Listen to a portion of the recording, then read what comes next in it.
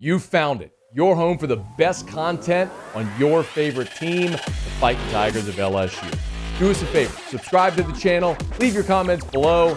Be sure, smash that like button.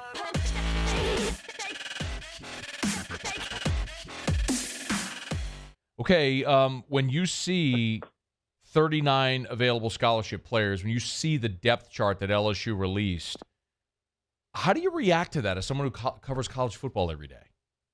Yeah, it's certainly jarring. I think it's almost going to be lost in the context that a year ago, 50 players would be enough to cancel a game alone during the COVID rule restrictions and whatnot.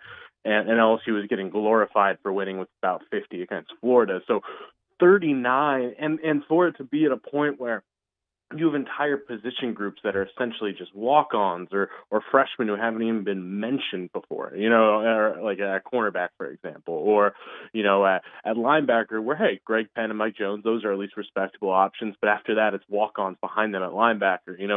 It's pretty jarring to see they're about to play the final bowl game, by the way. The bowl game will be remembered by the final game going against a pretty good team, may I add, with just absurd. And I didn't even mention quarterback. There's really no precedent for a game being played like this, where it is just the fourth stringers going in there, and they're probably going to be trotting out some combination of a walk-on quarterback and a wildcat situation.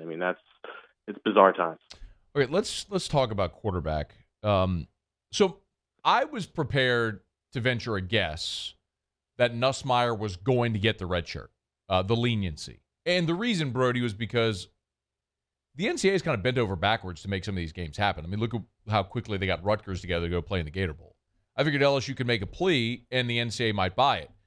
You all are reporting that's not the case, that Nussmeier has had his red shirt plea for leniency denied. What can you tell us? Yeah, I won't pretend to have too much insight into the decision-making of the NCAA itself, but everything I've been gathering is that they were not given that, and that he is on the trip. I know that much, and he is there and he's on the depth chart and all that, but he is not expected to play this game unless he himself decides he wants to burn that red shirt, which there's been no indication. Like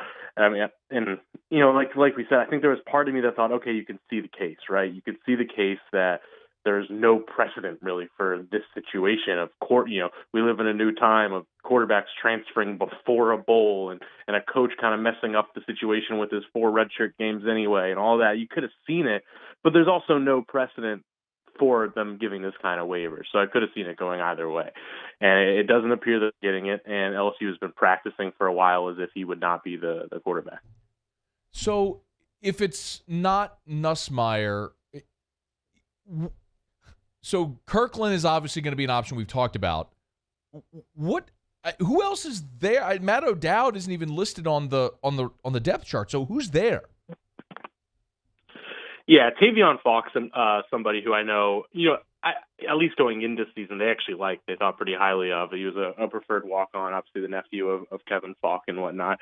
They like him, and they like Matt O'Dowd. Matt O'Dowd was a preferred walk-on as well, who they were pretty happy to get. So I think both those guys are, better than maybe your average walk-on, but they're not SEC scholarship players. But I do expect to see quite a bit of some Jontre Kirkland, some Wildcat. I think they've been working on that for a while and then kind of trying to keep that hush and whatnot. But yeah, I doubt they go that full time. So I do get the sense one of the walk-ons will get some real time, but I won't lie to you and pretend I know which it is. Yeah, Brody Miller is our guest from The Athletic.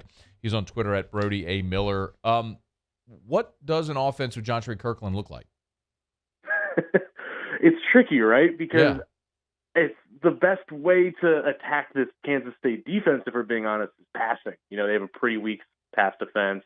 LSU's receivers are their strength. So the idea of becoming kind of a primary run offense kind of goes against everything that LSU would want to do, but that might be their best option, just to be a little creative and do that. So you would imagine it's getting creative with some of those tight ends and whatnot, loading up some of those boxes and bunching and things like that to try to just kind of get some creative looks and allow him to do some option style stuff. I would be surprised if you don't see a good bit of that. But the question I don't have a great answer to, and part of this has been on vacation for a little, but I don't know how much trust they really have in him to just flat out throw the ball like a normal quarterback. I mean, he threw for 7,500 yards. I know he can throw, but I don't actually know, their actual confidence level in him there. He was dynamic in high school. I mean, he's a legend at Lutcher, and people there will still rave about him. But man, when you haven't thrown a football in a game in 4 years, you try to do it in a major college football game. It'll be a fascinating test case. The intrigue is there no matter what. Let's assume LSU. But you know what? Oddly, Brody, the one thing that is intact is the offensive line. I mean, as many combos as they've used this year, they'll have all of their starters available, with the exception of Anthony Bradford, who started the opener against UCLA. But everyone else there is pretty much intact. What about numbers there? What about the depth there? Yeah, like you said, they have most of the guys, and some of those guys got better as the year went on, right? I think by the end of the year, Chasen Hines was actually probably their best lineman. Ed Ingram obviously got a lot of talent. Cam Wire's been banged up a lot, and Liam Shanahan, obviously has been kind of a rock there on top of Decula. So that's 5 guys you can trust. And as much as I've criticized this line, they ended the year on a much stronger note. As time went on throughout that season, there was a few really great games there. So that is solid. But the fact that Marlon Martinez, for example, is the backup at 4 different spots, I mean, that obviously tells you about the depth there. There's Chemo, but I don't think they really trust him to play much yet. Spencer Payne's the backup at center, which shows you that Charles Turner's not available, things like that. So, and Cardell Thomas is a guy who's been tough for them to really put on the field. So it's really Marlon Martinez is essentially the only backup on the offensive line. I mean, Cardell Thomas can play. He played a little bit in the final game, but that's really it. So that, of course, is a big problem, especially at a position where, like, it almost feels like a given there will be at least one injury on the offensive line for at least a few series every game. So that's a big problem there, and obviously they might have to lean on a walk-on or something like that. Okay. So let's assume points are hard to come by. That means you need a big defensive effort.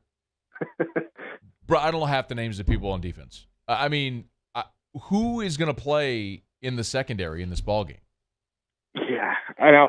Safeties are at least okay, right? Jay Ward's available. He's their only starter available in the secondary. And then it seems like Todd Harris is available, but, I mean, as well as I, he hasn't really played at all for them this year for many reasons. So, I mean, there's that. But then Derek Davis and Jared Jordan-Poles are there. So they at least have some numbers at safety, some scholarship guys, which compared to other positions is just not the case.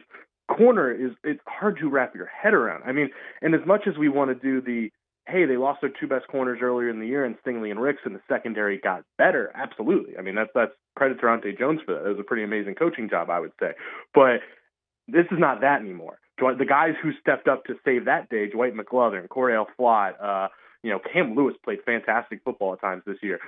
They're all out right now. So it's Pig Cage and Sage Ryan, of course, the 5-star, but Pig Cage and Sage Ryan are available, it seems. And then Darren Evans and Demarius McGee are the only other ones, listed that have a scholarship. So it's pretty much the corners are, no exaggeration, on the 4th and 5th string option. So this is different. And even when you point out hey, look how good they got when they lost their corners last time.